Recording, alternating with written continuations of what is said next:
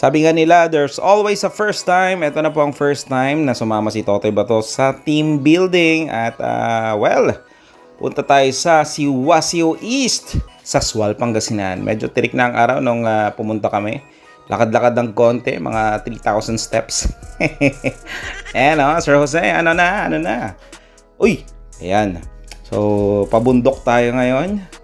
At kailangan nating magsumikap para mapagtagumpayan ang ating pangarap na makapunta sa falls.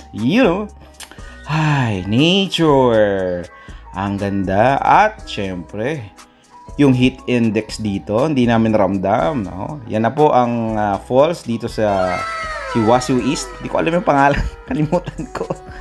There you go, Family Love Radio. Diyan kami. Although, hindi kompleto.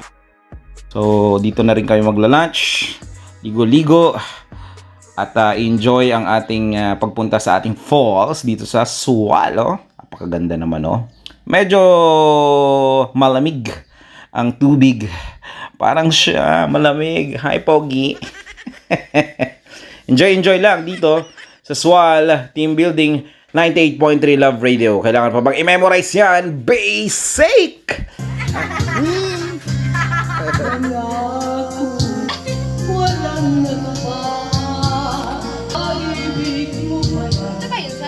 Yan, serve mo na. Tatabunan na yung mamaya.